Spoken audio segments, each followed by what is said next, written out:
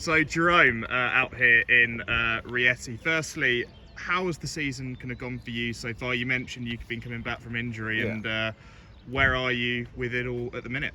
Um, I'm in a good spot. I trust and I believe in the system that my coach has set up, and it's been pretty good. I mean, I've been healthy for a couple of days now, and I went from you know 10 mid immediately to 10-1. So I mean, it just shows that all the work that we put in is working out, and we're in a good spot, and with the Olympic year looming all over, everyone's getting excited and everyone's happy. So for me, it's just looking forward to my trials at the end of the month. So yeah, I know it's going to be special. So yeah. And for anyone who doesn't really know much about your journey within the sport, could you explain kind of how you got into it and kind of getting into athletics in the first place? Yeah, I mean, I was born in Jamaica, so and I moved to Canada when I was 16. So I mean, I wasn't the best at sprinting. So for me, like, it's been a journey of, yeah, I've only been a professional for about 4 years now. So, and I've only been really good at this for about 2. So I mean, for me, it's just slowly getting into it and just understanding the sport itself, because it's such a huge thing.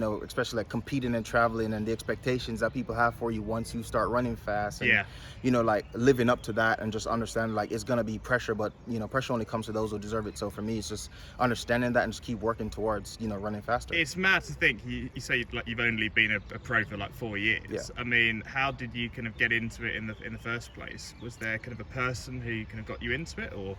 Yeah, growing up in Jamaica, track and field is everything. Of course, like, it's one of those things where it's either track and field, cricket, or football. So for me, I love track so much. But when I moved to Canada, I met my first coach, Pat, and she kind of, like, channeled me in the right direction of, being a sprinter. And, of course, I moved to Terra in Vancouver, and then that was good. And then I went to Dennis, and, we got really good at it. And then now I'm here at Rana, and, just continue to learn and continue to progress and just get better at it. And I think it's one of those things where as you get better, you sort of understand how to run fast, and and put your body into positions to run fast. So that's kind of what I'm doing right now, just slowly relearning how to run fast again, and it's a really cool thing to see. So the training has been going very well, and I'm really happy the way it's going. And now it's just a slow progression, and just keep building from there. I was about to ask, like, with Rayner, what's his training philosophy and how's that been kind of under his group? Because it's a crazy group. Yeah. When you think of the people in it, Marcel Jacobs, Olympic 100 meter champion,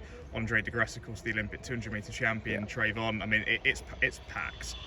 Yeah, it's a very star-studded group, of course, like, and yeah, just learning from each of them and learning, like, what they've done to get to the point where they're at. And of course, like, our coach, who's coached, multiple Olympic medalists and world champions and Olympic champions. So for me, it's just learning from him every single day, and just come out and just understand that, like, not every day is going to be really fast. Not every competition is supposed to be fast. Some of them are training competitions. That's the one thing I've learned this year.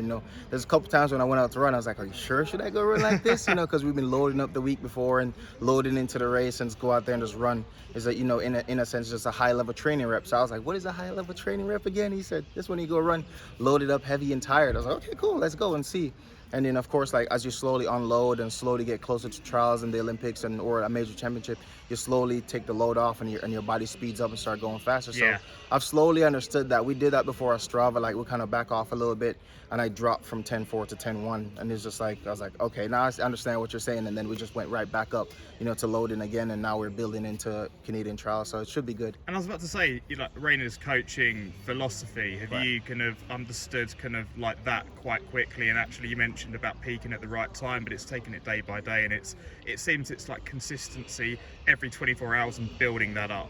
Yeah, like, because sprinting is a confidence thing, right? So the faster you run, you build confidence, and going out and running really fast races, and beating people, of course, helps build your confidence going into a major championship. But if you trust the process of what the coach has in place for you, it'll put you in a better place. So for me, just trusting the process of what he's saying is the best thing for me. So I'm just trusting the process and believing what he's telling me, and it will work out at the right time. So, and like, yeah. being out here in Rieti as well, I mean, it's an amazing place to be. Yeah, like, it is.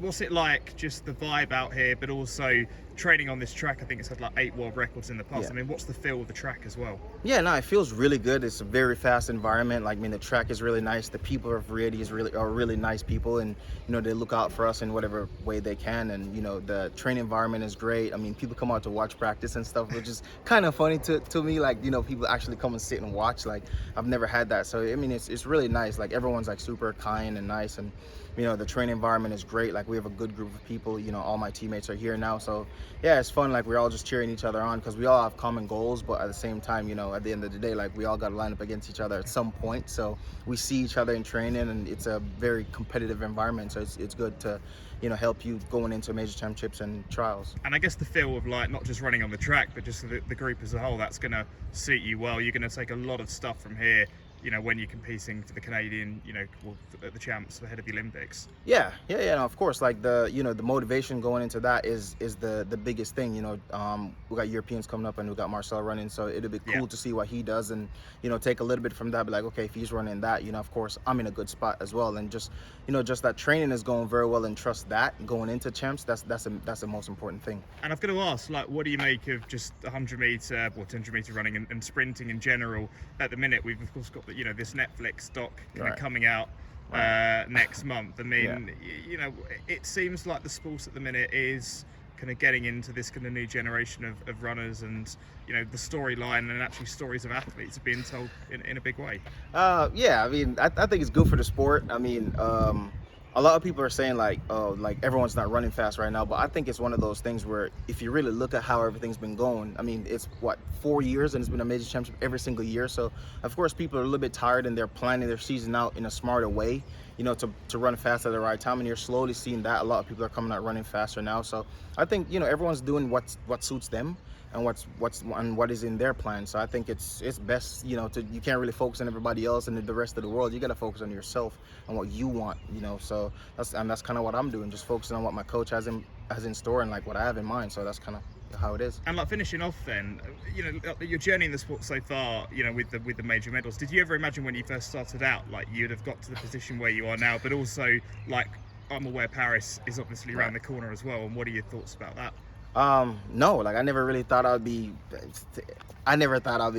good at this at all, because growing up, like I was never the fastest. I was never the best at anything really. So for me to be at this point in the sport and still learning and still progressing and still getting better, I think it's a very good thing, because I still have years ahead of me, and just continue to build into it. That's the most important thing. And now I kind of understand what it takes to run sub 10. And before that, I didn't really believe it, nor do I understand how to get there. Now I'm slowly getting that understanding, and just slowly building into some things. So I think it's gonna be good. It's gonna be a good year, that's for sure.